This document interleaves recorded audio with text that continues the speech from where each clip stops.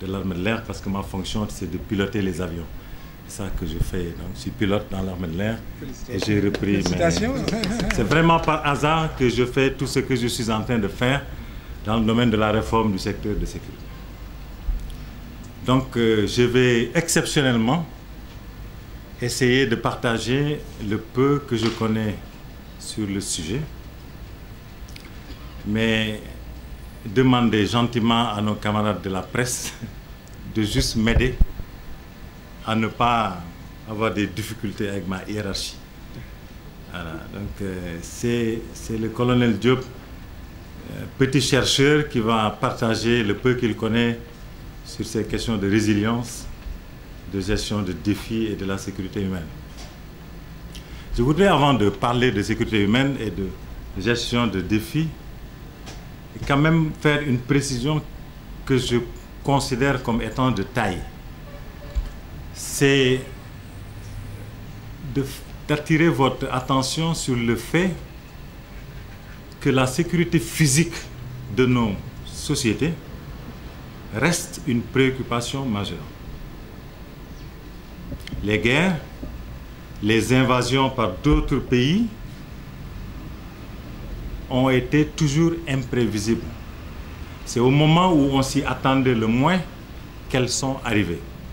Donc il ne faudrait pas qu'on soit naïf au point de penser que les questions liées à nos souverainetés nationales, à l'intégrité de nos territoires, c'est des questions qui sont définitivement évacuées.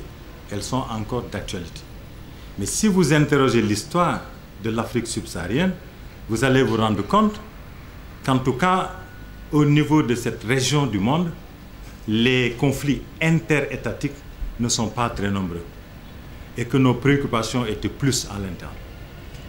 Et je voudrais tout simplement qu'on mette un bémol quand même. On parle beaucoup de sécurité humaine, mais la sécurité physique de nos États reste une préoccupation qu'il ne faut pas oublier. Maintenant, parlant de sécurité humaine, le professeur a vraiment facilité mon travail en parlant de la sécurité sanitaire et en parlant plus précisément de l'Ebola. Mais au-delà de l'Ebola, il y a des questions liées au paludisme, à la tuberculose. Moi, je connais bien la région dont il parle, que j'ai visité pendant plusieurs années. Nous avons encore des sœurs qui, tout simplement, lorsqu'elles veulent donner la vie, perdent la vie. Parce qu'il n'y a pas d'infrastructures sanitaires qui peuvent leur permettre de donner la vie dans des conditions humaines, acceptables. Et ça, c'est des préoccupations. Nous avons beaucoup de sœurs, nous avons beaucoup de filles, beaucoup de nièces qui sont violentées dans leur intimité parce qu'on leur enlève des parties de leur corps sans pour autant leur demander. Ça, c'est encore des problèmes sanitaires qui sont extrêmement importants, qu'il ne faudrait pas mettre de côté parce qu'il y a l'Ebola. Je pense que les Africains meurent de beaucoup plus d'autres maladies que de l'Ebola. Même si, bien entendu, l'Ebola, comme le professeur vient de le démontrer, est une préoccupation majeure. Au-delà de l'insécurité sanitaire, nous avons aussi des problèmes liés à la politique. La politique est devenue une source d'insécurité dans nos États. Il suffit qu'on veuille changer notre leadership pour avoir toutes les difficultés du monde. À chaque fois qu'on parle d'élection, tout le monde est tendu parce que l'élection peut tourner très rapidement à une guerre civile. Il y a des milliers de morts tout simplement pour changer notre leadership. Nous avons des problèmes en tant qu'Africains pris individuellement lorsque nous quittons nos maisons le matin pour aller au boulot, mais nous avons 1000 fois plus de chances que d'autres de mourir tout simplement parce qu'on peut être écrasé par un conducteur qui n'a pas le permis, qui conduit une voiture qui n'aurait dû jamais rouler. Donc individuellement, l'Africain aussi a des problèmes. La sécurité individuelle est une préoccupation majeure dans nos pays. Nous avons des problèmes liés à l'alimentation. Il y a tellement d'Africains qui ne mangent plus à leur faim. Si vous allez à la corne de l'Afrique, il y a des millions d'Africains qui sont pratiquement morts tout simplement parce qu'ils n'ont pas de quoi manger. En Afrique de l'Ouest, nous avons beaucoup de nos camarades qui sont sous tension alimentaire. Et je dis qu'il ne faut pas aller très loin, il faut tout simplement aller dans les maisons pour vous rendre compte que nous mangeons de moins en moins. Avant, les 3 repas étaient assurés dans pratiquement toutes les maisons. Maintenant, en commençant par moi, Maintenant, il y a peu de familles qui garantissent 3 repas. Il y a des problèmes, d'alimentation dans nos États. Il y a des problèmes de communauté. Le fait que nous appartenions à différentes ethnies nous pose des problèmes.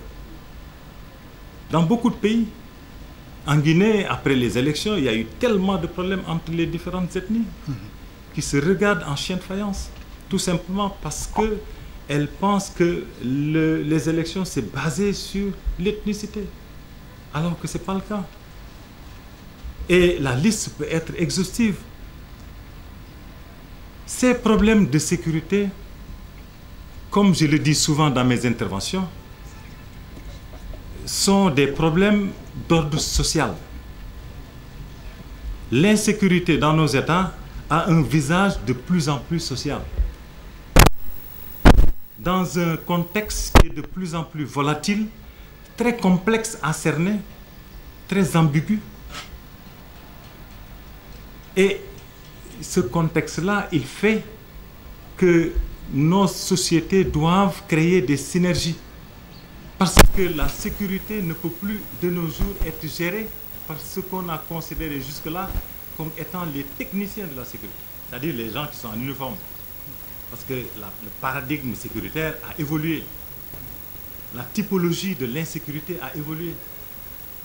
Qu'est-ce que quelqu'un qui met la tenue peut faire contre l'Ebola parce qu'il met la tenue? Non, je pense que c'est clair que maintenant nous devons créer des synergies. Nous devons mobiliser toutes les énergies de ce continent pour pouvoir faire face aux défis sécuritaires qui se dressent devant nous. Je pense que sur le principe, pratiquement tout le monde est d'accord. Maintenant, c'est sur la méthodologie à utiliser qu'il y a peut-être des divergences. Comment créer ces synergies entre les différents acteurs de nos sociétés? Et j'ai beaucoup travaillé sur ces questions-là en me basant sur la société décrite par un célèbre officier et philosophe allemand qu'on appelle Karl von Clausewitz. Et Clausewitz, pour lui, la société repose sur 3 pieds. Le premier pied étant la population, le deuxième l'État, l'État comme organisation politico-juridique avec ses institutions, les 3 qu'on connaît, l'institution législative, l'exécutif et le judiciaire. Mais aussi, il pense que le 3e pied de la société, c'est les gens qui sont en uniforme. Et pour Clausewitz, pour que la société soit résiliente, il faut qu'elle ait l'intelligence non seulement de renforcer chacun de ses pieds, mais aussi l'intelligence de créer des synergies entre ces différents pieds. Et c'est pour ça qu'il utilise le tabouret pour imager cette société. Il dit le tabouret, pour qu'il reste équilibré, il faut que ces 3 pieds soient égaux. Si vous faites un traitement spécial à un des pieds, le tabouret est déséquilibré. Et le tabouret, il est large en bas, mais vers le haut, il converge. Les 3 pieds convergent pour dire que pour recevoir le plateau qui est au-dessus du tabouret, et là on parle de société, il faut que les 3 pieds convergent pour être plus forts. Et donc il demande à ce que l'État, la population, mais les gens qui sont en uniforme travaillent ensemble pour que la société soit plus forte et qu'elle soit en mesure de mieux gérer les défis sécuritaires, mais aussi de mieux gérer l'insécurité humaine. Et là, il recommande que l'État au moins s'assure que ces 3 différentes institutions sont indépendantes et équilibrées. Le judiciaire indépendant du législatif, lequel est indépendant de l'exécutif. Mais équilibré pour éviter qu'une institution étouffe les autres institutions. Parce que ça aussi, c'est une source de déséquilibre au niveau de l'État. Au niveau de la population, il pense que nous devons aussi nous assurer que la communauté des personnes âgées n'est pas en conflit avec la communauté des jeunes. Et ça, c'est une source d'insécurité. Nous avons des sociétés qui sont majoritairement composées de jeunes Il y a beaucoup d'études qui parlent de 70% de nos populations constituées de populations qui sont âgées de moins de 35 ans, dont 25% au maximum, très souvent, ont une activité. Et les 75 autres pourcents n'ont aucune activité. Et pire encore, n'ont même pas d'espoir d'avoir une activité un jour. Vous voyez que donc, pour ces 75%, la vie n'a plus de sens. Parce que la vie, elle cesse d'être la vie lorsqu'il n'y a plus d'espoir. Et donc, nous avons des bombes à retardement qui sont dans nos sociétés. Et Clausewitz pense que nous devons créer des synergies entre la communauté des jeunes et la communauté des moins jeunes. La communauté des femmes et la communauté des hommes.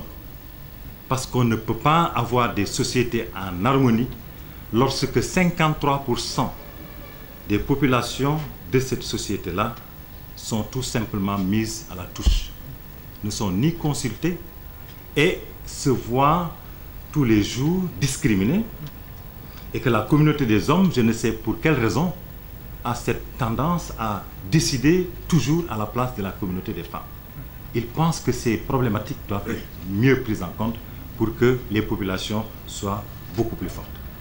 Mais le troisième pied, qui est constitué aussi par les gens en uniforme, dont je fais partie moi, ont souvent créé des problèmes. L'instabilité en Afrique subsaharienne, malheureusement, a beaucoup à voir avec le comportement de ces gens en uniforme. Donc, ils pensent que nous devons finalement travailler à professionnaliser le corps des gens qui sont en uniforme pour qu'ils se comportent de manière plus responsable, de manière plus démocratique, mais qu'ils soient aussi beaucoup plus performants, au point que les populations pour lesquelles ils travaillent puissent leur faire confiance et mieux, puissent les soutenir dans les missions qui leur sont confiées. Et cela est important. Malheureusement, pour des raisons de temps, je suis obligé d'occulter une bonne partie de cette théorie que je trouve très intéressante au niveau de nos sociétés. Mais en tout cas, à mon avis, il est important pour renforcer la résilience au niveau de nos sociétés, de travailler sur ces trois composantes, de faire de sorte que chacune des composantes soit plus forte avant de créer des synergies. Maintenant, au niveau des synergies, qu'est-ce qu'on peut faire? Il faudrait créer des check and balance. Faire de sorte que l'État soit l'État qui est là au service de la population et qu'il soit redevable à cette population. Mais que la population aussi accepte de suivre l'État lorsque ce dernier donne le ton, montre la voie à suivre, parce que c'est cette même population qui a mis cet État en place. Mais cela, pour que ça soit possible, il faut que l'État puisse bénéficier d'une légitimité pour pouvoir avoir la confiance de la population. Je pense qu'il est important aussi que les populations puissent surveiller ce que le secteur de sécurité fait, qu'ils puissent exercer ce qu'on appelle le contrôle citoyen du secteur de la sécurité, le contrôle sociétal, pour pouvoir avoir un mot à dire sur les missions qui sont confiées au secteur de la sécurité. Parce que le secteur de la sécurité travaille pour les populations. Il est là pour la sécurité des populations. Et je pense que créer ces dynamiques est aussi quelque chose qu'il faudrait analyser et étudier pour que nos sociétés deviennent plus résilientes et qu'elles gèrent mieux les défis auxquels elles sont confrontées et qu'elles gèrent mieux la sécurité humaine. Mais on ne peut pas créer de synergie, on ne peut pas mutualiser les efforts si on ne prend pas le temps d'organiser cela. Si on n'a pas une méthode, si on n'a pas un socle, si on n'a pas des documents normatifs qui jettent les bases de cette collaboration, qui mettent en place les règles. Et cela nous manque dans le peu de temps que j'ai passé à faire de la recherche sur la sécurité humaine. Je me suis rendu compte que dans beaucoup de nos États, cet arsenal normatif qui met en place les règles qui doivent nous permettre d'interagir en tant que partie prenante, je pense que cet arsenal normatif n'est pas en place. Et tout ce qui n'est pas bien théorisé ne peut pas être bien exécuté. Donc, il faut prendre le temps de conceptualiser les relations qui doivent exister entre ces trois parties-là. Et à mon avis, ça ne sert à rien de vouloir réinventer la roue. Des pays qui sont beaucoup plus vieux que les nôtres, des démocraties qui sont beaucoup plus solides que les nôtres, ont trouvé que la mise en place d'une politique nationale de défense et de sécurité est quand même le premier pas à faire pour aller vers cette mise en place de cet arsenal normatif qui permet à nos sociétés d'être beaucoup plus fortes.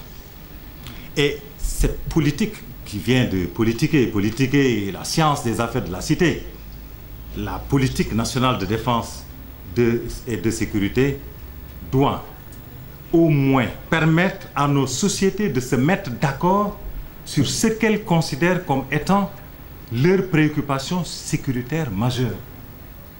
Vous ne pouvez pas être en sécurité si vous n'êtes pas d'accord sur ce qui constitue une insécurité pour vous.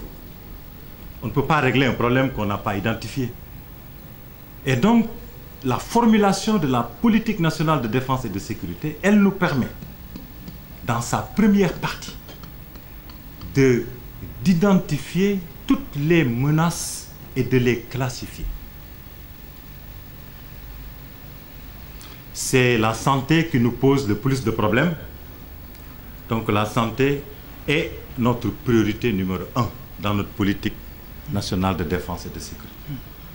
C'est la violence urbaine qui nous pose le plus de problèmes. C'est la violence urbaine qui est la première priorité dans notre politique nationale de défense et de sécurité. Et ça, nos pays, malheureusement, n'ont pas pris le temps de faire ce travail-là. Je pense qu'il est temps qu'on fasse ce travail.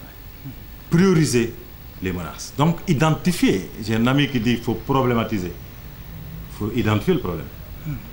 Et une fois qu'on identifie le problème, ensuite, il faut essayer de réfléchir sur les moyens dont vous devez disposer pour faire face à ces problèmes. Donc, quelles sont les capacités dont nos pays doivent disposer, pour lesquelles ils sont prêts à faire tous les sacrifices nécessaires qu'on doit mettre en place pour faire face à ces menaces que nous avons identifiées. Et quelles sont les voies que nous devons utiliser? Parce que vous pouvez, on donne souvent comme analogie le mariage. On dit vous pouvez identifier l'homme ou la femme avec laquelle ou avec lequel vous voulez vous marier. Si c'est un toucouleur, qui sont mes esclaves, les toucouleurs. Si c'est un toucouleur, bon, dans la société toucouleur, ils vont demander peut-être beaucoup d'argent. Donc, tu vas mobiliser cet argent dont tu as besoin pour aller trouver ta femme. Mais après, il y a des réalités, il y a des voies que vous devez utiliser. Vous pouvez connaître la femme que vous voulez épouser, avoir l'argent de la dot, mais vous y prendre très mal et ne jamais l'épouser. Parce qu'il y a la tante qu'il faut aller corrompre, avec laquelle il faut discuter, il y a la maman, il y a l'oncle qu'il faut avoir à bord pour pouvoir réaliser. Ça, les Syriens ne le savent pas. Et c'est ça la politique nationale, c'est problématiser, c'est connaître ce dont on a besoin pour régler nos problèmes, mais c'est connaître aussi les voies qu'on va utiliser pour naviguer jusqu'à arriver à nos objectifs. Et ça, nous aidons beaucoup de pays à disposer, c'est la conceptualisation. Mais au-delà de cette politique nationale de défense, il est important aussi pour nos sociétés, pour qu'elles soient plus fortes, qu'elles aient plus de chances de faire face de manière efficace à leurs problèmes de sécurité. Il faudrait que finalement nos sociétés aient l'intelligence de mettre en place des mécanismes qui leur permettent de tirer le maximum profit de la vie en harmonie entre les hommes et les femmes. Et j'ai bien aimé quand vous avez parlé de la problématique genre.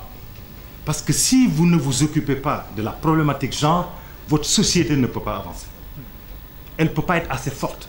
Vous ne pouvez pas laisser les femmes et les hommes ne pas créer les conditions qui leur permettent d'avoir une meilleure intelligence collective. À chaque fois que vous êtes deux parties, si vous ne travaillez pas à mettre en place les conditions qui vous permettent d'avoir des performances solides, vous ne pouvez pas avoir une bonne intelligence collective. Et le genre, il sert à ça. Il vous permet d'être plus fort, de renforcer votre intelligence collective. Une société qui est parvenue à créer l'harmonie qu'il faut entre les hommes et les femmes est une société plus intelligente. Elle est plus solide. Elle est plus à même de trouver les solutions à ces problèmes, surtout de sécurité. Et nous ne sommes pas encore parvenus à faire cela. La même chose peut être dite au niveau des jeunes. Il faut créer des synergies pour que les jeunes et les moins jeunes puissent se renforcer les uns les autres pour que leur société soit plus solide. Je pense que, moi je le disais en Guinée, ça fait 2 semaines, je pense que nous, Africains, nous devons travailler à tout simplement mettre en place, à la place de la culture masculine qui est là et qui nous pose des problèmes, une culture plus binaire qui permet à chaque fois qu'on prend une décision, à chaque fois qu'on réfléchit sur des problématiques importantes, de voir les sexospécificités, les besoins de la femme et de l'homme. Non pas en tant qu'adversaire, mais en tant que partenaire qui travaille de manière intelligente. Voilà, pour des questions de temps, je vais m'arrêter là. Et je suis très désolé, je vais être très injuste avec vous parce que je vais parler et partir, parce qu'on m'appelle depuis tout à l'heure. Et c'est avec plaisir que je resterai en contact en laissant ici mes coordonnées avec ceux qui souhaiteront continuer cette discussion avec moi. Encore une fois, je vous remercie. Et ça a été un très grand plaisir d'avoir cette possibilité de partager le peu que je connais sur ce sujet. Merci beaucoup.